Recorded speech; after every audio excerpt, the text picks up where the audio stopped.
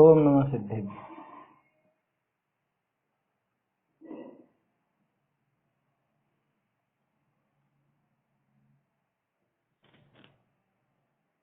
श्री जिन शासन गुरु नमो, नाना विधि सुखकार, आत्म हित उपदेश ते, करें मंगलाचार, करें मंगलाचार। आत्मानुशासन ग्रंथ में अपनी बहुत सुंदर चर्चा चल रही है। ये 100वां नंबर छंद अपन ने देखा था कल। इसमें स्पष्ट रूप से अपन ने देखा कि आज तक इस जीव ने ऐसे ही काम किए जिससे खुद का नुकसान हो, अजा कृपाणी न्याय के समान, है ना, जिसमें खुद का ही घात हो, खुद का नुकसान हो, ऐसे ही काम आज तक हम करते हैं। और कभी कोई किसी को ऐसा लगे कि भाई सुख भी तो प्राप्त हुआ है, ये 5 इंद्रिय के विषय भोग या अनुकूलता ये सब भी तो मिला है, तो कैसा बताया? इसको ऐसा दिखाया कि जैसे अंधे के हाथ बटेर आ गई, कि किस्मत से वो बटेर आ तो गई, लेकिन कितनी बार आ जाएगी? एक बार मिल गई अंधे को बटेर, बार बार तो मिलने वाली है नहीं। दूसरी बात, वो तो किस्मत से आ गई, कोई ऐसी विशेष बात नहीं हुई उसके अंदर। भाग्य से, पुण्य के उदय से ये मनुष्य भाव मिल गया, ये अनुकूलताएं मिल गई, लेकिन ये कोई बार बार मिलने वाली नहीं। इसलिए सचेत हो जाना, निश्चिंत नहीं रहना। आखिरी पंक्ति बहुत अच्छी थी, इसके भरोसे निश्चिंत रहना योग्य नहीं है। ये जो बाहर में अनुकूल सामग्री मिली है, बाहर में जो अपने को 5 इंद्रिय के विषय भोग मिले हैं, इनके भरोसे रहना उचित नहीं है किसी भी तरह से। इनके भरोसे रह करके तो क्या दशा होगी फिर, क्या दशा होगी आगे जाके? अपन सोचते सब चलेगा, ऐसे ही चलता रहेगा, ऐसे ही जीवन चलता रहेगा, अभी है जैसे ही रहेंगे, कि किस भ्रम में भैया। इसके भरोसे बैठे रह करके तो सीधा नरक निगोद की यात्रा हासिल होती है, और कुछ भी नहीं मिलता। इस अनुकूलता के भरोसे रहिए, आप सोचोगे ऐसे हैं अभी ऐसे ही रहेंगे, और क्या है, ये सब जो दिख रहा है ये सब ऐसा ही रहेगा, कुछ भी नहीं रहेगा। आप खुद सोचिए, आपके आज तक के जीवन में एक प्रैक्टिकल खुद का उदाहरण देखिए। बचपन से लेकर आज तक आपका एक कमरा भी एक आपका रहा क्या फिक्स? बचपन से आज तक नहीं बदलते रहे कमरे? कमरे की बात कर रहा हूँ जिसमें रहते हैं अपन। ये छोटे थे तब पता नहीं कौन सा कमरा था, फिर थोड़े बड़े हो गए, तब पहले छोटे थे तब तो माँ बाप के पास सोते थे, थोड़े बड़े हो गए तो किसी दादा दादी के पास सोने लग गए दूसरे कमरे में, और बड़े हो गए तो अकेले ही दूसरे कमरे में। पढ़ने बाहर चले गए तो वहां कमरा, हम लोग वहां पढ़ते थे तो वहां तो हर साल कमरा बदलते, साल में 2 बार वो कमरा बदला, फिर आए तो दूसरा कमरा, शादी ब्याह हो गई तो फिर अलग कमरा हो गया। उसके बाद मान लो मकान का निर्माण चला, 5-10 साल में फिर दूसरा कमरा है? या कदाचित मकान ही पलट लिया। बोलो रहा क्या एक जैसा? जब इतनी बड़ी बात कह रहा हूं मैं, तो कमरा जिसमें अपन रहते हैं दिन रात, जिसके अंदर अपन रहा करते हैं, वो ही लगातार वैसा नहीं रहा, तो ये बाहरी अनुकूलता कैसे ऐसी की ऐसी रह जाएंगी? और हम किस भ्रम में रहते हैं? ये शरीर, वो कमरे की बात करी ना, अब कमरे के बाद शरीर पे लगाना। ये शरीर एक जैसा रहा क्या? बीमारियां आई कि नहीं आई है? कैसी कैसी बीमारियां देखी? कभी पेट दर्द हो गया, कभी सिर दर्द हो गया, कभी बीपी हाई हो गया, कभी लो हो गया, कभी शुगर हाई हो गई, लो हो गई, जो भी हुआ। ये तो सामान्य जो आजकल रेगुलर बीमारियां, इनकी बात करी मैंने। बाकी तो और भी समझ लेना अलग अलग जिसके जैसी हो। रहा क्या एक जैसा शरीर? कभी तो थोड़े अच्छे गोरे हो गए, अभी लॉकडाउन में बाहर घूमना फिरना नहीं है तो रंग साफ हो गया, और वापस से काम धंधे खुल गए, फैक्ट्री जाने लग गया तो फिर काले हो गए, फिर सांवले हो गए। अरे हर 3-4 दिन में दाढ़ी बढ़ जाती है, रूप ही बदल जाता है बार बार नहीं होता है क्या? तो ये सारा जब हमेशा बदलता रहता, किस भरोसे हो आपकी ये सब ऐसा का ऐसा रहेगा? नहीं रहने वाला भैया। इसके भरोसे निश्चिंत रहना योग्य नहीं है। अभी अच्छी अनुकूलता मिली हुई है तो इसका सदुपयोग कर लो, इसका सदुपयोग कर लो, क्योंकि अगर इसका अभी उपयोग नहीं किया तो आगे तो ये परिस्थितियां बदलती रहती हैं। दिन में जो घड़ी देखते हैं अपन, घड़ी का कांटा ही नीचे जाता है, फिर ऊपर आ जाता है, फिर नीचे जाता है, फिर ऊपर आ जाता है। ये तो लगातार चल रहा है, इससे सीख लेनी चाहिए। ये उतार चढ़ाव तो चलते रहेंगे। अभी थोड़ा सा चढ़ाव का वक्त आया है तो अभी अपना काम कर लो। अभी अनुकूलता है तो अपने आत्महित में लग जाओ, अपने धर्म का साधन कर लो, क्योंकि बाद में मौका नहीं मिलेगा, ऐसा अवसर फिर न मिलेगा। आया समझ में? अवसर चूके हो पछताए रे, ऐसा भजन में आता है। एक बार अवसर चूक गया तो फिर तो कुछ ठिकाना नहीं। तो बोलते तो आप, एक प्रसिद्ध भजन है ना, जिया कब तक उलझेगा संसार विजल्पों में, कितने भव बीत गए संकल्प विकल्पों में। यह नरभव मिलन कठिन, किस गति में जाएगा, है? ऐसा आता तो है, कुछ ठिकाना नहीं है वहां पर। यदि अवसर चूका तो भव भव पछताएगा, फिर काल अनंत रे दुख का घन छाएगा। यह नर भव मिलन कठिन, किस गति में जाएगा। बहुत बढ़िया, अच्छा भजन है, चिंतन करने लायक है, विचार के लिए है। तो समझना चाहिए कि इसके भरोसे निश्चिंत रहना योग्य नहीं है। रंच मात्र भी इसमें निश्चिंतता जैसी बात नहीं होनी चाहिए कि हम यहाँ पे ये थोड़ी अनुकूलता मिली है तो इसमें निश्चिंत होकर के बैठ गए, सब ऐसा ही रहेगा। ऐसे नहीं रहने वाला भैया। अभी मौका मिला है, किस्मत से मौका मिला है। तो देखो, बहुत से तो क्या है, ये अब आपदा का समय है ना, महामारी चल रही है, तो ये भी इसमें एक पुण्य का उदय समझना। कैसा पुण्य का उदय? कि किस्मत से ये स्वाध्याय आदि में अगर थोड़ा सा मन लगने लगा, क्योंकि लोग बाग थोड़े फ्री हुए ना अपने काम धंधों से, तो क्या करें, बैठे बैठे ऐसे ही मान लो कोई ऐसी मंद कषाय का ऐसा उदय आया।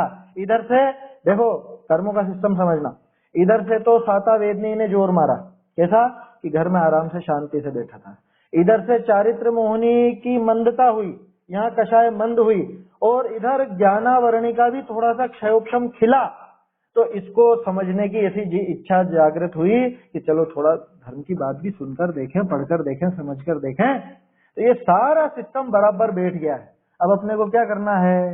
ये कषाय की मंदता और ये पुण्य का उदय, ये तो कभी भी गायब हो सकता है। इसलिए ये रुचि अभी जगा लेवे, अभी अपना काम कर लेवे, तब तो ये आगे भी भले फिर प्रतिकूलता आ जाए। अभी अनुकूलता में इसने अच्छे से धर्म साधा ना, तो प्रतिकूलता में कोशिश कर सकता है। अपन ये नहीं कह रहे अनुकूलता में धर्म साधने वाला प्रतिकूलता में कर ही लेगा, लेकिन वो कोशिश तो वही जीव कर पाएगा ना। अभी अनुकूल होने पर ही, अनुकूलता होने पर ही जो अपने धर्म साधन नहीं करता, आत्महित का विचार नहीं करता, वो प्रतिकूलता में कैसे कर लेता? जब शांति से घर पे बैठा हुआ है तभी इसको धर्म का विचार नहीं आता। तो जब शांति नहीं रहेगी, जब बहुत आकुलता रहेगी व्यापार आदि की अथवा बीमारी की, कुछ भी रहेगी सही, तो उस आकुलता के समय कैसे ये तत्व विचार कर लेगा? इसलिए अभी मौका है, कर लेना चाहिए। ये करने जैसा है, बुद्धि है, समय है ना, क्षयोक्षम है, अनुकूलता है, सामग्री भी मिल गई, सारी चीजें तो मिली है। कमी किस बात की? सब चीजें अपने को मिल चुकी हैं। तोड़रमल जी के शब्दों में कहें तो सब प्रकार से अवसर आ चुका है, 9वें अधिकार में है। सब प्रकार से अवसर आ चुका है, और इस अवसर में जो जीव पुरुषार्थ पूर्वक अपने तत्व विचार का उद्यम करते हैं, वे अपना कल्याण कर लेते हैं। और जो इस अवसर को ऐसे ही गंवा देते हैं, उनको ये अवसर फिर नहीं मिलता। आया समझ में? ये कक्षा के लिए नहीं कह रहा हूं मैं, ये आत्मानुशासन अपन पढ़ रहे हैं इसके लिए नहीं कह रहा हूं मैं। तो कह रहा हूं तत्व विचार का अवसर आ चुका है। आप तो भले खुद ही पढ़ो ना, अलग से स्वतंत्र रूप से अपना ग्रंथ लेकर के बैठो, उसका चिंतन करो, मनन करो, उसकी बात कर रहे हैं। ये नहीं कह रहा हूँ ये ऑनलाइन चल रही जिसकी बात कर रहा हूँ, इसकी नहीं कह रहा। सबके है ना ऐसी अनुकूलता।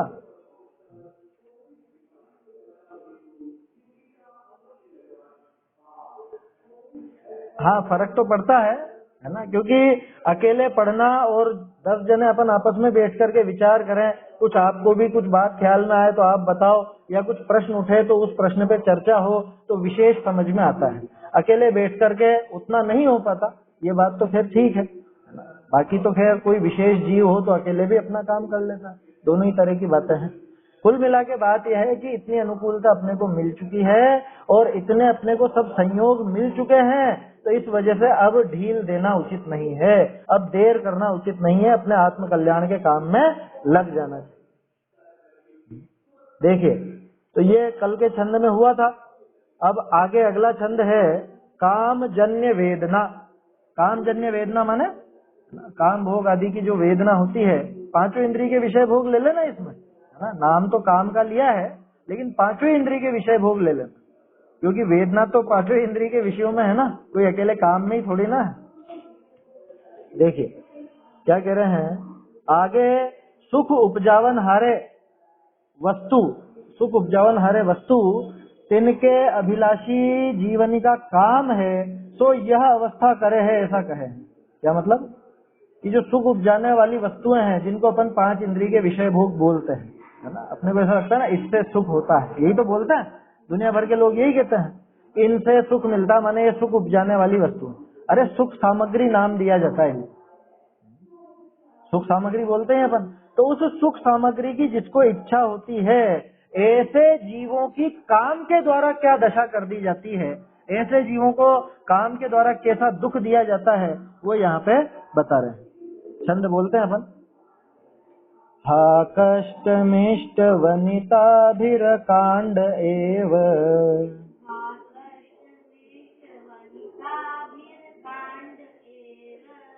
चंडो विखंडयति पंडित मानिनोपि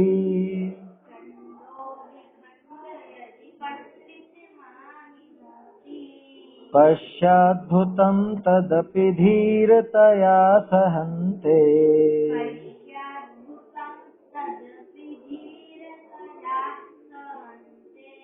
दग्धुं तपोग्निभिरमुं न समुत्सहन्ते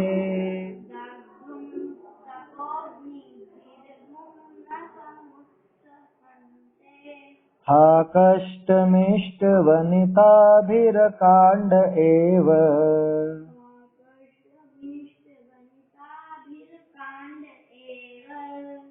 चंडो विखंडयति पंडित मानिनोपि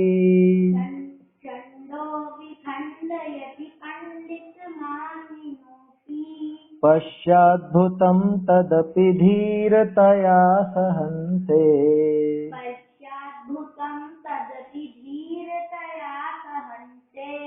दग्धुं तपोग्निभिरमुं न समुत्सहन्ते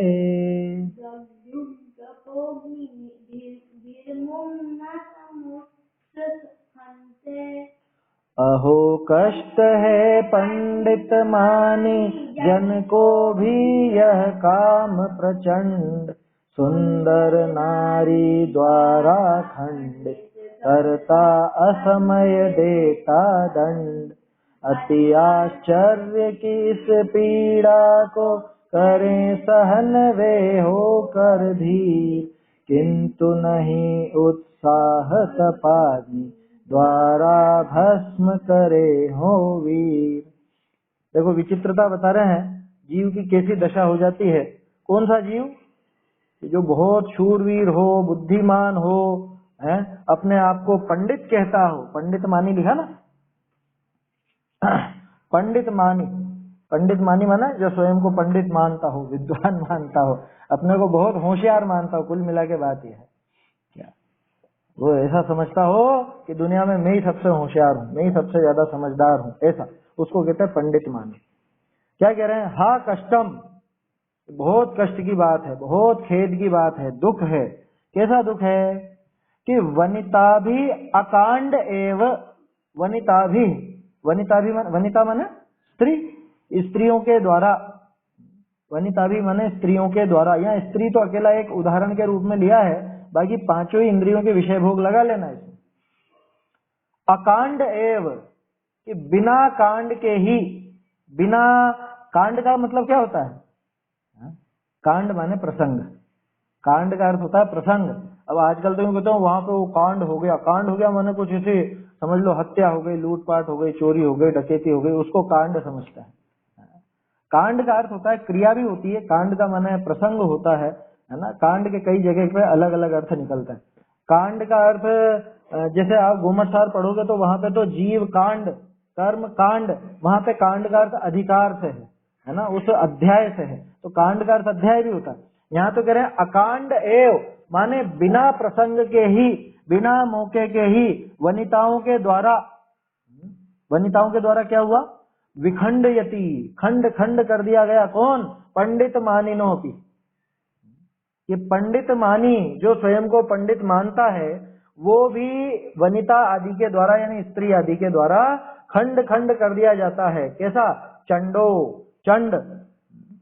ये जो चंड बहुत प्रतापी है, शूरवीर है, अथवा बहुत बुद्धिमान है, खुद को ताकतवर समझने वाला अथवा खुद को बहुत बुद्धिमान समझने वाला भी वनिता आदि के द्वारा, स्त्री आदि के द्वारा खंड खंड कर दिया जाता है।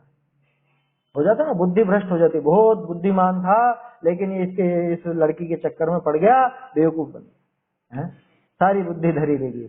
बहुत शूरवीर था लेकिन और कोई नहीं जीत पाया उसको, वो स्त्री के चक्कर में, मतलब स्त्री की वजह से हार गया। होता है ऐसे, खूब आपने इतिहास में किस्से पढ़े होंगे, इस तरह की बातें खूब पढ़ी होंगी। बहुत बुद्धिमान होने के बावजूद इस तरह के कुछ प्रेम प्रसंगों में या स्त्री आदि के द्वारा फंस करके ऐसा मर जाता है। रावण को देखो ना, रावण का प्रसंग क्या हुआ, वो सीता जी पर मोहित हो गया और सीता, नहीं तो रावण में क्या कमी थी बताओ। रावण जैन था, पता आपको कि नहीं पता, बहुत से लोगों को मालूम ही नहीं होगा। रावण जैन था, पक्का जैन, शांतिनाथ जी का परम भक्त था वो, समझ में आई बात। शांतिनाथ जी का परम भक्त, शांतिनाथ जी के मंदिर बनवाए उसने रावण ने, और फिर भी क्या हुआ, और बलशाली कितना, कितना बलशाली, कोई जीत नहीं पाता था, कोई नहीं जीत सकता था। 3 खंड का अधिपति, कैलाश पर्वत को अपने हाथों से ही उठा देने वाला। हालांकि वो बात अलग है, बाद में बाली मुनिराज ने दबा करके उसको, उसका मान खंडित करा, वो तो मुनिराज है। लेकिन इतना बलशाली और इतना बुद्धिमान, समस्त शास्त्रों का पारगामी, क्या हुआ, दुर्गति क्यों हुई, क्यों दुर्गति, पहले था, है ना, पहले था, बाद में नहीं। हाँ, उस भव में हो सकता है, लेकिन वो सीता जी के प्रति जब मोहित हुआ उसके पहले तक मानना, या वो जो पर्वत उठाने का भाव आया उसके पहले तक मानना। मुनिराज को उपसर्ग का भाव सम्यक दृष्टि को नहीं आता, है ना। और क्षयोक्षम सम्यक दर्शन है, जीवन में कितनी बार होकर के छूट जाता है, कोई बड़ी बात नहीं है, लेकिन था पहले समकिति था, उसमें कोई समस्या नहीं है। क्या हुआ, जैसे कि नारायण और मिथ्या दृष्टि है, उसकी पटानी भी मिथ्या दृष्टि होगी क्या? नहीं नहीं, क्यों नहीं हो सकती, सब जीव अलग अलग हैं। कोई ऐसा थोड़ी ना है कि बाप सम्यक दृष्टि हो तो बेटा भी सम्यक दृष्टि हो गई सही, बाप मिथ्या दृष्टि है तो बेटा भी मिथ्या दृष्टि हो गई सही, ऐसा कोई नियम नहीं। तो फिर पति पत्नी में कहां से लगेगा ये, वो मिथ्या दृष्टि। हाँ, इस भाव के पहले भी सीता जी, नहीं नहीं, उसमें दिक्कत नहीं है, उस समय तो हो सकता है सम्यक दर्शन, वहां कोई समस्या नहीं है। क्योंकि देखो ऐसा नियम है कि जो 63 शलाका पुरुष होते हैं ना, वो सब पिछले भाव में मुनि होते हैं, भावलिंगी मुनि। सम्यक दृष्टि मुनिराज होते हैं, लेकिन वो फिर अपने तप से च्युत हो जाते हैं, उनका तप भंग होता है, ऐसा समझना। बाद में विपरीत मार्ग में लगते हैं तो वो निदान के कारण वो सारी दशाएं होती हैं। तो पहले सम्यक दृष्टि था, इतना पक्की बात। हाँ, जबरदस्त भक्ति थी, उसके लिए ऐसा लिखा है पद्म पुराण में।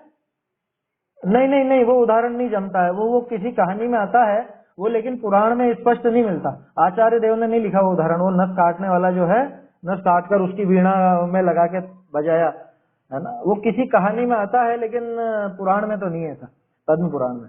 रवि सेनाचार्य ने क्या लिखा उसके ध्यान के बारे में, कि अगर ये इस वक्त मुनि होता तो ये इसी भाव से मोक्ष जाता।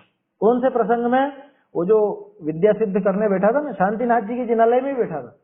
शांतिनाथ जी के जिनालय में स्फटिक का बना रखा था पूरा, और वहां पर जैसे तैसे हनुमान जी और अंगद वगैरह ये सब घुस करके इन्होंने मायामयी विद्या के द्वारा ऐसे ऐसे दृश्य दिखाए। कैसे दृश्य, कि पूरी लंका तहस नहस हो गई है, और वो मंदोदरी को बाल पकड़ करके खींच के निकाला जा रहा है, और रो रही है, बिलख रही है, सब वो मरे हुए हैं, जो भी भाई थे वो सब बेटे वगैरह सब मरे हुए, ऐसे दृश्य दिखाए और विचलित नहीं हुआ, जरा सा भी विचलित नहीं हुआ। वहां लिखा आचार्य देव ने कि ऐसा ध्यान में मग्न हुआ कि अगर ये इस वक्त मुनि होता तो केवल ज्ञान लेके उठता, लेकिन ये तो अभी विद्या साधने में बैठा था, तो विद्या को साधने में लगा रहा। खैर वो बात अलग है। अपनी तो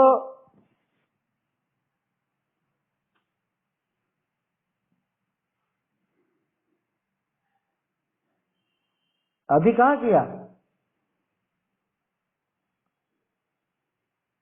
नहीं नहीं नहीं नहीं, तीर्थंकर प्रकृति बांध लेवे अगर तीर्थंकर प्रकृति, तो फिर वहां समस्या ये है कि अभी नरक से निकल के सीधे बनने वाले हैं क्या तीर्थंकर?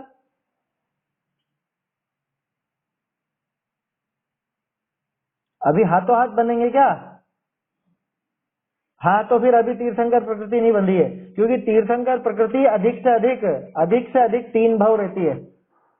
तीर्थ हाँ हाँ, तीर्थंकर प्रकृति अधिक से अधिक 3 भाव की रहती है। माने इस भाव में बंधी तो अगला और उसके अगला, ये बस इस तरह का रहता है, इससे ज्यादा भाव नहीं रहते तीर्थंकर प्रकृति में, इतना लंबा समय नहीं मिलता उसके लिए। बंधती सम्यक दृष्टि को ही है, वो पक्की बात है। हाँ, वो बंदी नहीं है, अभी नहीं बंदी है, नहीं समझे आप, अभी बंदी नहीं है।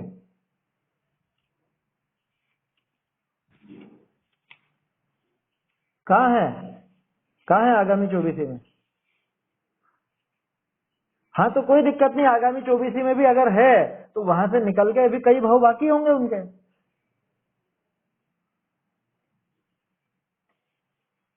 धात की खंड की में होगा।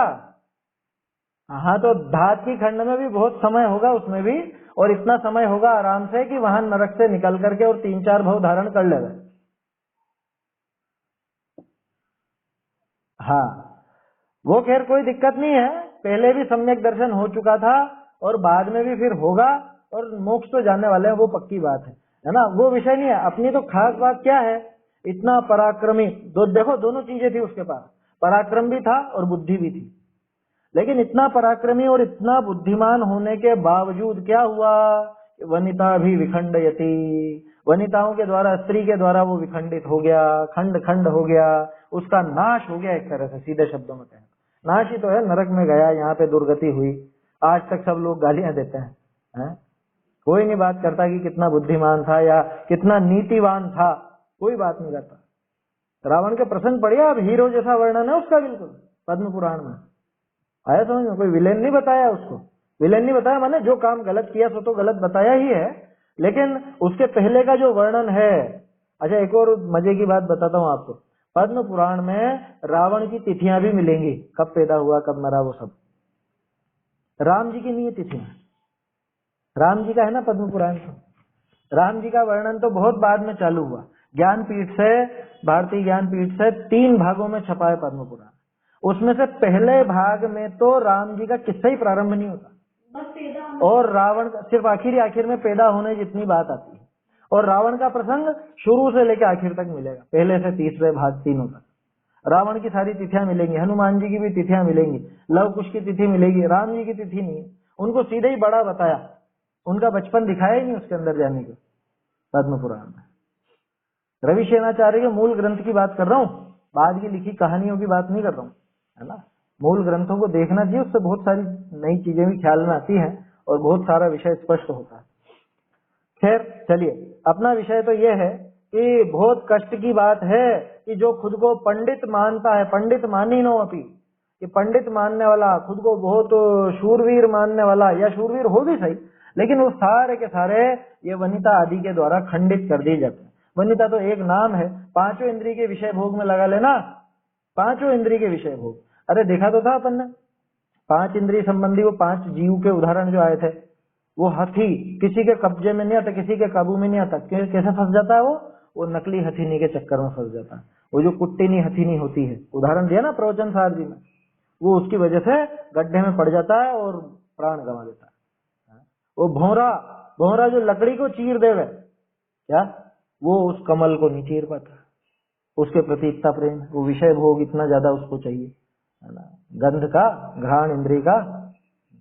वो घ्राण इंद्री के वश में प्राण गंवाता। वो हिरण इतना चंचल चपल की एकाएक कोई शिकारी उसका शिकार नहीं कर सके, लेकिन वो संगीत के उसमें संगीत का ऐसा उसको लगता है कि वहीं पे फंस जाता है, चक्कर मारा जाता है। तो कोई से भी उदाहरण ले सकते हैं, सारे ही जीव इसी चक्कर में मरते हैं, सभी जीव। पंडित मानी हो तो भी पश्य अद्भुतम, क्या कह रहे हैं आचार्य देव, पश्य देख भैया अद्भुतम, ये कितनी गजब की बात है, अद्भुत बात है।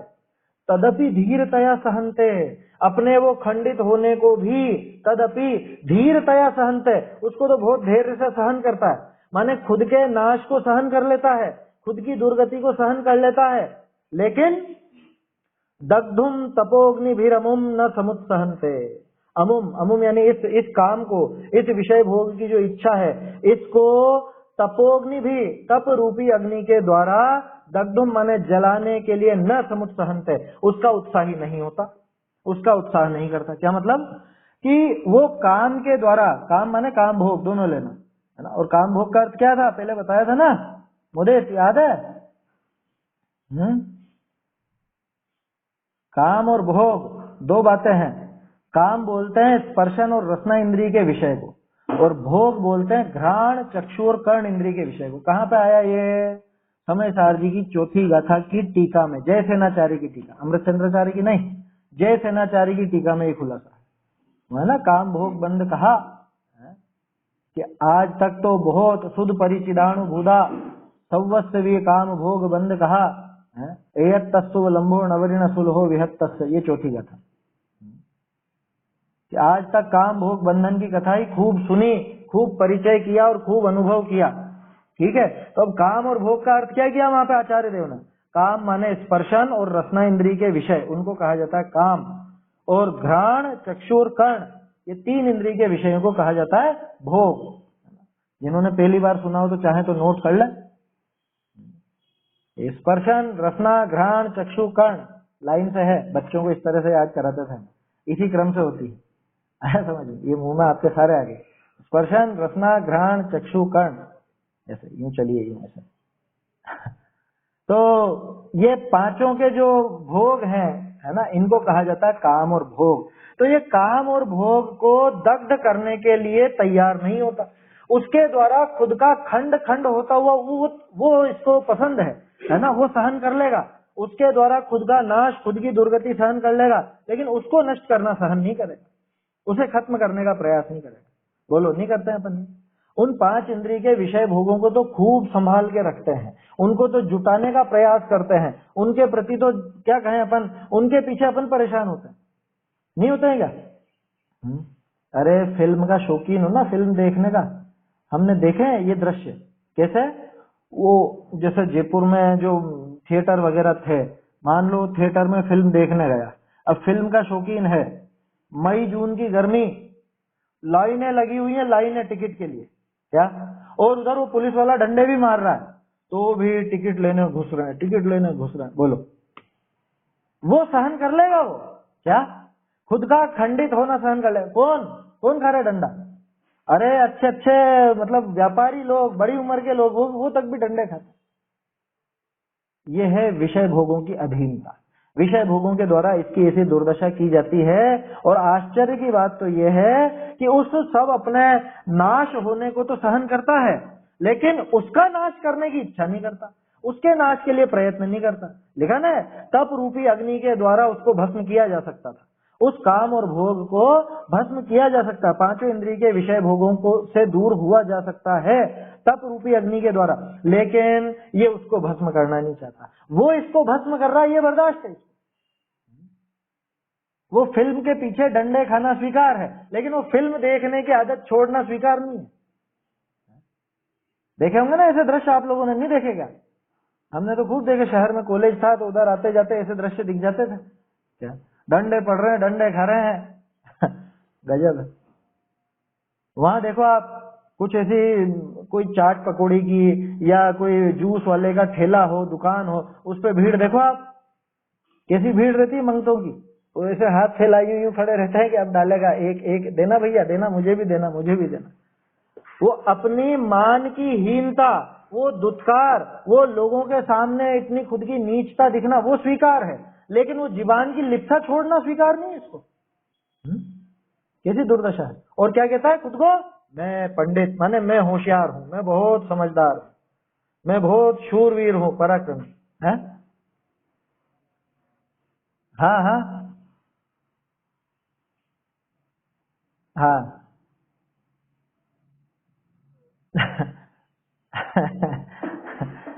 वास्तव में है ये। अब वो शादी ब्याह में तो गए ही वर्षों हो गए ना, देखा नहीं ना ऐसा दृश्य। वो तो यहाँ सड़कों पे जरूर दिख जाते हैं, सड़क पे तो फिर भी दिख जाते हैं, इसलिए वो उदाहरण ख्याल आ जाता है। सही है, शादियों में भी यही हाल है, वहां पे भी हाथ फैला यूं खड़े रहते हैं मंगतों की तरह। वो देने वाला जो इससे नीचा है वो तो ऊंचा हो गया, और ये जो उसके सामने हाथ फैला रहा है, इतनी नीचता बर्दाश्त है इसको। कल अपन ने वो छंद देखा तो था, ये तो श्रुता द्रुतिम प्राप्ति नीच कर्म विधाई न है। शूद्र के दो लक्षण, शूद्र के दो लक्षण दिए, पद्म पुराण का ही किस्सा है क्या, कि एक तो जो शास्त्रों से भागे, शास्त्र का नाम सुनते ही दूर भागे वो, दूसरा जो नीच कर्म करता हो। नीच कर्म कौन सा, ये नीच कर्म है, ये जो इस छंद में दिखा रहे हैं। क्या गजब की बात है। 5 इंद्रिय के विषय भोगों में, है ना, काम और भोग। क्या अर्थ बताया काम भोग का? काम का अर्थ है स्पर्शन और रसना इंद्रिय के विषय, और भोग का अर्थ है घ्राण चक्षु और कर्ण का विषय। कहाँ पे बताया है? समय सार जी की चौथी गाथा की जय सेनाचार्य की टीका में आया समझ में। काम भोग बंधन की कथा, उसकी जो उसका खुलासा किया वहां पे है, याद रखना मुझे। तो ये होता है काम और भोग। ये काम और भोग, इसके द्वारा ये फंसता है, इसके द्वारा इसकी दुर्गति होती है, इसके द्वारा इसकी दुर्दशा होती है ना। रावण का उदाहरण लिया ही अपन ने, ऐसे सैकड़ों उदाहरण और लिए जा सकते हैं। और उनके द्वारा ये खुद को पंडित मानता हुआ भी उनसे पीड़ित होता हुआ, वो इसको बर्दाश्त है, वो पीड़ा झेलना बर्दाश्त है, वो खंडित होना, वो नष्ट होना, वो दुर्दशा होना, वो दुर्गति होना, ये सब बर्दाश्त है। लेकिन तप के द्वारा उसकी दुर्गति करना बर्दाश्त नहीं। तप आदि करके, तप का मतलब क्या होता है? क्या है तप की परिभाषा? क्या है? क्या है? हाँ, इच्छा निरोध तप। इच्छा का निरोध कर दे रहे तो वही तो तप है। और यहाँ कह रहे तप के द्वारा उसको जलाना, इसको बर्दाश्त नहीं। किसको? वो काम भोग की इच्छा को। तो इच्छा का निरोध माने इच्छा का नहीं होना, वो स्वीकार नहीं कि नहीं साहब वो तो चाहिए, वो विषय भोग तो चाहिए। उसके चक्कर में खुद की कैसी दुर्दशा हो रही है वो समझ में नहीं आ रहा इसको, वो दिखाई नहीं दे रहा। इन विषय भोगों के पीछे तो इतनी इतनी दुर्गति भोगनी पड़ती है, नरक निगोद आदि जाना पड़ता है, वो बर्दाश्त है इसको। लेकिन वो तो भी उसको खत्म करना बर्दाश्त नहीं है कि मैं उस इच्छा को ही समाप्त कर दूं, मैं उस विषय भोग को ही छोड़ दूं, ये बर्दाश्त नहीं है, ये इसके बर्दाश्त के बाहर है। ये साहब बिना आलू के तो नहीं रह सकता, आलू छोड़ना बर्दाश्त नहीं, आलू के चक्कर में नरक निगोद जाना बर्दाश्त है?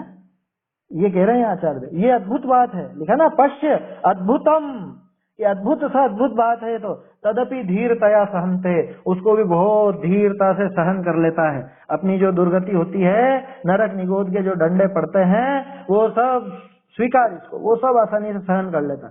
लेकिन इसके प्रति इसका समुत्साह नहीं होता, इसके प्रति इसका उत्साह नहीं जागृत होता। किसके प्रति? कि इस इच्छा को ही मैं खत्म कर दूं ना, ये विषय भोगों को ही समाप्त कर दूं ना, जिनकी वजह से दुर्गति होती है। अच्छा बताओ, जीव की दुर्गति का कारण क्या? क्या कारण है जीव की दुर्गति का? यही तो कारण है, और क्या कारण है? 5 इंद्रिय के विषय भोगों में लगना, वही तो दुर्गति का कारण है। और कौन सा कारण है? 5 पाप में प्रसिद्ध कहानियां पढ़ी होंगी आपने, सप्त व्यसन की कहानियां पढ़ी होंगी। ये सब पढ़ानी चाहिए बच्चों को भी। क्या बचपन से ये चीजें सिखा देनी चाहिए। आप उनको भले तत्व की बात नहीं सुनते हो, कहानियां तो सुनेंगे। बहुत से अभी देख रहा हूँ मैं, बहुत सी दादियां बैठी हुई हैं, कोई नानियां बैठी होंगी हैं या जो भी है व्यक्ति जिनके घर में बच्चे हैं, तो ये काम जरूर करें। छोटे बच्चों को बचपन से ही वो कहानियां, 5 पाप में प्रसिद्ध लोगों की, 5 पाप के विरुद्ध 5 अनुव्रत में प्रसिद्ध लोगों की, सप्त व्यसन में प्रसिद्ध लोगों की, और सम्यक दर्शन के 8 अंग में जो प्रसिद्ध है उन लोगों की, इनकी कहानियां जरूर पढ़ानी चाहिए। हम लोग तो जब पाठशाला पढ़ाते थे ना, हमने कोर्स में रख रखा था, कोर्स में रखी थी ये सब चीजें। हम अकेला भाग नहीं पढ़ाते थे, पूरा एक कोर्स बना रखा था। नीतेश है क्या जुड़ा हुआ? हाँ, इन्होंने देखी है और ये अभी पढ़ाते हैं क्या?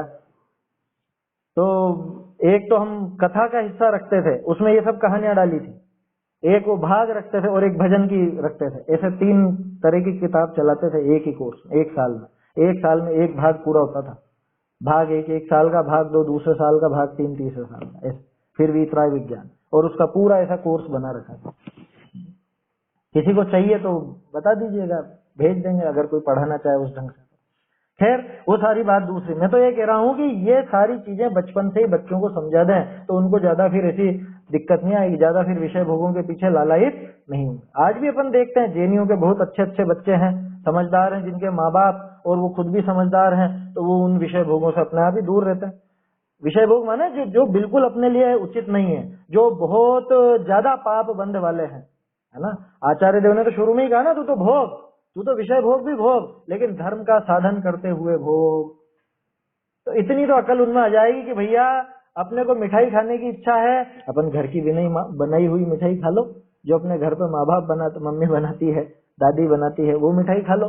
बाजार में जाके तो नहीं चाटेगा। हाँ, कोर्स अलग से बनाया था, है ना, जो कहानियों वाला था, उसके तो कहानियों के नाम और उसके पेज नंबर वगैरह वो सब हैं लिखे हुए, तो वो आप देख सकते हैं उसके अंदर। भजन की अलग से बनाई थी और पाठमाला तो चलती है जो चलती ही, देख लेंगे, वो ग्रुप पर चढ़ा देंगे, जिसको भी पढ़ाना हो उस हिसाब से वो पढ़ा सकते हैं। चलिए, तो ये अद्भुत बात है, ये आश्चर्य की बात है इस तरह की कि ये खुद उससे दूर नहीं होना चाहता, उन विषय भोगों को दूर नहीं करना चाहता। ये इतने कष्ट की बात है कि इतना समझदार होकर भी, पराक्रमी होकर के भी चाहे तो आसानी से उनको दूर कर सकता है, नहीं कर सकता क्या? अरे तो मेरे हाथ की बात है ना, मुझे क्या करना है? बाजार का खाना छोड़ना है, अभक्ष खाना छोड़ना है, तो करना क्या है कि मैं अपनी वो इच्छा समाप्त कर देता हूँ, तप के द्वारा वो इच्छा समाप्त हो जाती। तो अरे तप तो बहुत कठिन होता है। अरे तप उस इच्छा की समाप्ति का नाम ही है, इच्छा निरोधक तप। आपको कोई वन जंगल में जाकर के तप करना और उसके बाद वो विषय भोग छूटेंगे, वो इच्छा छूटेगी, ऐसा नहीं है।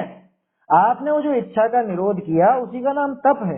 उस तप के द्वारा ये काम और भोग को समाप्त किया जा सकता है, लेकिन ये उसकी समाप्ति नहीं करना चाहता, ये खुद की समाप्ति झेल लेता है, खुद की दुर्दशा झेल लेता है। ये आश्चर्य की बात है, ये अद्भुत बात है। यहाँ बताओ, देखते हैं, चलिए अर्थ देखते हैं। छंद तो अपन ने पढ़ लिया है।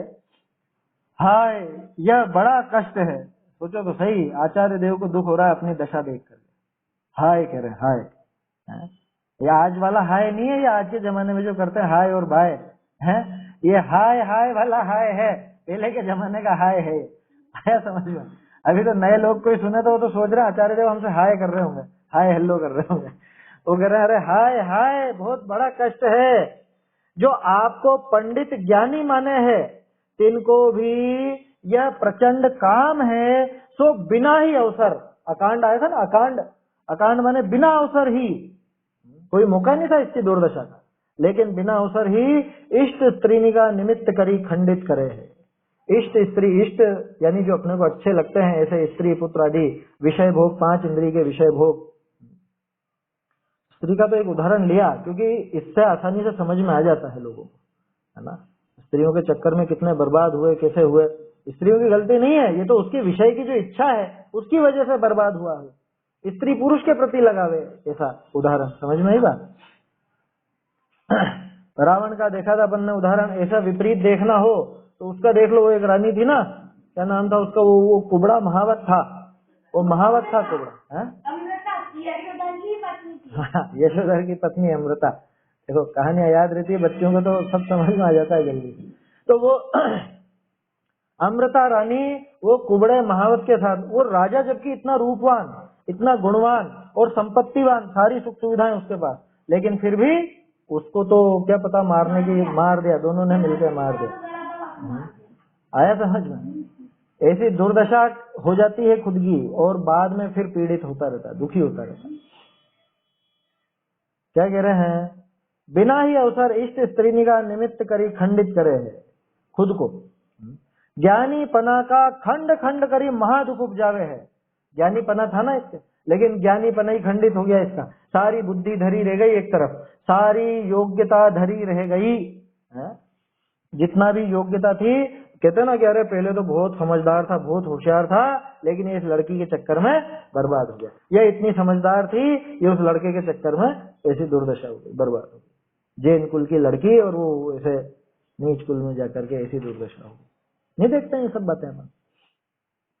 क्या कह रहे हैं? ज्ञानीपना का खंड खंड करी महादुख उपजावे, बहुरी तू ये आश्चर्य देख, तिस अपना खंड खंड होना को तो धीर वीर पना करी सहे है। अपने उस खंड खंड होने को तो धैर्य से सहन कर लेता है, वहां तो उफ तक नहीं करता। और इस काम को तप रूपी अग्नि करी जलावने को ना ही उत्साह करे है, माने इसका प्रयास भी नहीं करता। अरे प्रैक्टिस भी तो होती है ना एक चीज, आपसे सीधे सीधे कोई चीज नहीं छूटती है, कोई विषय भोग अपने से सीधे सीधे नहीं छूटता है, तो उसकी एक प्रैक्टिस भी तो की जाती है। जैसे कोई व्यक्ति पहले तंबाकू खाता था या सिगरेट पीता था, दिन भर में 50-60 खा जाता वो पुड़िया, या 50-60 सिगरेट पी जाता, वो एकदम से नहीं छोड़ सकता। तो क्या विधि है उसको छुड़ा? कि पहले कम करता जा, कम करता जा, है ना। पहले 50 पीता था तो 40 पे आ जाए, 40 से 30 पे, 30 से 20 पे, 20 से 10 पे, दिन में 5 पे, 5 से 2, 1, फिर 2 दिन में 1, 3 दिन में 1, 4 दिन में 1, 7 दिन में 1, महीने भर में 1, ये छूट गई। 21 दिन में तो चाहे जैसी आदत बन जाती है। चाइनीज कहावत है ऐसी, क्या कोई भी काम की आपको आदत डालनी है ना, सिर्फ 21 दिन करके देखिए। चाइना में प्रचलित है, बहुत से मनोवैज्ञानिक भी इसका सहारा लेते हैं इस बात का। आपको कोई नई आदत डालनी है अपने जीवन में, 21 दिन आप वो काम करके देखिए। अपना जैन दर्शन तो बहुत आगे की बात करता है, 21 दिन की जरूरत ही नहीं है। उस चीज के प्रति आपको वो सही ज्ञान हो गया, अब फिर आपको पता चल गया ये है कि उपादेय है, तो अपने आप छूटेगी एक झटके में। अभी जो समझदार हैं उनको तो इशारा काफी होता है, पता चले कि अरे ये भी अवक्ष है, ये छोड़ा, आज से छोड़ा, एक झटके में छोड़ देते हैं। इतना कम हो चुका है राग, और राग की प्रवृत्ति इतनी कम हो गई तो कर लेते हैं। अब जिसका राग इतना नहीं घटा है तो उसके लिए वो 21 दिन वाली थेरेपी भी है ना, वो पद्धति भी है, ऐसा समझना चाहिए। आया समझ में? तो वो किया जा सकता है, कोई बड़ी बात नहीं है इस तरह की। तो प्रैक्टिस करके देख सकते हैं। कोई अभक्ष छोड़ने की अपने को मन में आती हो लेकिन नहीं छूट पाता, तो जिनसे नहीं छूट पाता उनके लिए बता रहा हूं मैं ये विधि। कायदा तो ये है कि एक झटके में छोड़ देना, एक झटके में नहीं छूट पाता तो थोड़ा प्रैक्टिस कर करके उसको घटाते घटाते खत्म कर देना। जैसे एक छोटा सा उदाहरण, क्या कि मान लो कोई अभक्ष खाता हो, जैसे आलू खाता हो, तो कि पहले तो तू बाहर का छोड़ना। देखो लोग उल्टा काम करते हैं, लोग करते हैं कि बाहर की छूट है साहब, घर पे तो नहीं बनता हमारे, घर पे तो नहीं खाएंगे, बाहर की छूट है। मैं कहता हूँ बिल्कुल उल्टा काम करते हैं। बाहर जाके वो नाम ले जाते हैं जैनियों का, तो घर में चुपचाप अपने घर पे बैठ के खावे, तो वहां तो देखो मैं खाने का उपदेश नहीं दे रहा हूँ, ध्यान रखना, उल्टा अर्थ मत ले लेना। घर पे एक अकेले कोने में खा रहा है तो पूरी दुनिया को पता नहीं चल रहा है, और बाहर जाके खाता है तो पूरी दुनिया में जाहिर होता है कि अरे जैन भी तो ही खाते हैं। इसलिए बाहर की छूट लेके ऐसा पागलपन नहीं करना। बाहर की छूट का दिखाया था ना आपको उदाहरण, हमारे यहाँ पे हैं ऐसे लोग, ऐसी महिलाएं हैं, घर पे नहीं खाएंगे तो क्या करा, वो छत पे जाके पड़ोसी की छत पे कूद गया और वहां बैठ के खा लिया। ऐसे ऐसे काम करने वाले बैठे हुए हैं अभी भी, है ना, नीतीश जानता होगा। देखो क्या कह रहे हैं। तो ऐसी छूट वूट तो लेना नहीं, फिर भी नहीं छूटता हो तो ऐसा करना कि भैया रात में तो बिल्कुल नहीं खाऊंगा, पहले तो ये बना लेना, या इस हफ्ते में इस दिन तो नहीं खाऊंगा, अष्टमी चौदस को नहीं खाऊंगा, इस तिथि को नहीं खाऊंगा, या और घटाते जाना। ध्यान रखना, मैं खाने की बिल्कुल भी नहीं कह रहा हूँ, मैं तो जिससे एकदम नहीं छूट रहा है उसको विधि बता रहा हूँ कि ऐसे कम करके छोड़ा जा सकता है, इस तरह से कम करके छोड़ा जा सकता है। जैसे अपन ने रात्रि जल की बात करी थी ना पहले, रात में खाना पूरी तरह छोड़ना, वो क्या करे कि कायदे से तो रात में पानी भी पीने लायक नहीं है ना। कायदा तो ये है कि जैनी तो सूर्यास्त के बाद पानी भी नहीं पीता। फिर क्या करें साहब, पीना तो पड़ता हमको, तो अभी एकदम से कैसे छोड़ा, एकदम से नहीं छूटता, कोई बात नहीं। सबसे पहले ऐसा कर लो कि अन्न की चीज सबसे पहले छोड़ दो, जो कि ज्यादातर लोग छोड़ भी देते हैं। फिर उसके बाद ऐसा कर लो कि फल वगैरह भी नहीं लेंगे, मूंगफली भी नहीं, केले के चिप्स भी नहीं, काजू बादाम भी नहीं, तो क्या लेंगे, सिर्फ दूध और पानी। ध्यान रखना, लेने का उपदेश नहीं दे रहा हूँ, छोड़ने की विधि बता रहा हूँ, नहीं तो आप उल्टा ग्रहण कर लो कि रात में ये तो लिया जा सकता है। लिया तो कुछ भी नहीं जा सकता, लेने वाले सब लेते हैं और नहीं लेने वाला तो कुछ भी नहीं लेता। तो ऐसे कर लो। उसके बाद क्या करो कि उसके बाद कि दूध और पानी रखा है, बस अब दूध भी बंद, सिर्फ पानी। अच्छा, अब पानी का क्या करें कि पहले रात को 9 बजे तक पानी ले लेता था, अब घटा दे 8:30 तक या 8 बजे तक, या और घटा के 7:30, फिर और घटा के 7, फिर और घटा के अब तो सूर्यास्त तक बस। और सध जाए तो सूर्यास्त के भी अंतर मुहूर्त पहले ही फ्री हो जाना। आपको खुद को बहुत, अपने शरीर में बहुत हल्कापन लगेगा, करके देखिएगा। अभी मुझे बहुत, कितने क्या बताऊं, काफी टाइम हो गया है ना, रात में पानी नहीं लेते हैं बिल्कुल भी, है ना, कोई भी नहीं लेता है घर में, खैर ऐसा है ना, बस दूध ले लेते हैं, बच्चा वगैरह जो है तो वो दूध ले लेता, बाकी पानी वानी भी कोई, है ना, मैं और मेरे मम्मी पापा ये तो रात में भी पानी वानी बिल्कुल नहीं लेते हैं। कोई विशेष परिस्थिति हो तो अलग बात, अलग बात माने जैसे बीमार है या कुछ है तो उस दिन नियम नहीं करते। और आपसे कौन कहता आप जीवन भर का नियम एक साथ लो? जीवन भर का एक साथ नियम लेने की कोई बात नहीं है। आप रोज के रोज ले सकते हो। आपका आज स्वास्थ्य ठीक है, आप आज भी सुबह से ही नियम ले लो, या शाम को आपने पानी वानी पी लिया, फ्री हो गए, अब नियम ले लोगे, अब तो भैया सुबह भगवान के दर्शन करने के बाद ही सब अपन जो करना है किया जा सकता है, कोई बड़ी बात नहीं। ये पद्धति है धीरे धीरे घटाने की, आया समझ में? इस तरह से घटाया जा सकता है। तो दोनों तरीके हैं, जिसका पुरुषार्थ विशेष हो, जो विशेष राग को छोड़ने में तत्पर रहता हो, जिसको अपना हित जल्दी करना हो, वो तो एक झटके में छोड़ देगा, है ना। वो ये तप के द्वारा, उस तप के द्वारा माने उस इच्छा के निरोध के द्वारा हाथों हाथ ही उसको छोड़ देगा। और जिससे हाथों हाथ नहीं छूटता वो इस तरह से काम कर सकता है, धीरे धीरे धीरे धीरे घटा सकता है। ये पद्धति है, इस तरह से किया जा सकता है। देखिए पढ़ते हैं अपन, समय तो हो गया है, भावार्थ पढ़ देता हूँ। भावार्थ बड़ा है, कल ही देखेंगे अपन। बहुरी तू ये आश्चर्य देख, तिस अपना खंड खंड होना को तो धीर वीर पना करी सह है, और इस काम को तप रूपी अग्नि करी जलावने को नाही उत्साह करे है। कि खुद का खंड खंड होना, खुद का नष्ट हो जाना, खुद की दुर्गति होना तो इसको स्वीकार है, लेकिन उस काम भोग बंधन की जो कथा है उसको समाप्त करने के लिए जरा भी तैयार नहीं होता। ऐसा ये छंद का अर्थ है। भावार्थ में और विशेष बात बताएंगे टोडरमल जी, वो अपन कल देखेंगे। एक बार छंद बोल लेते हैं सभी। पंडित माने जन को भी यह काम प्रचंड, सुंदर नारी द्वारा खंड करता असमय देता दंड। अति आश्चर्य की इस पीड़ा को करें सहन वे होकर धीर, किंतु नहीं उत्साह तपाग्नि द्वारा भस्म करें हो वीर। चैतन्य का स्मरण प्रतिक्षण ही करो रे, भव के अनंत दुख को क्षण में हरो रे। अक्षय अनंत निज सौख्य निधान पाओ, गाओ अरे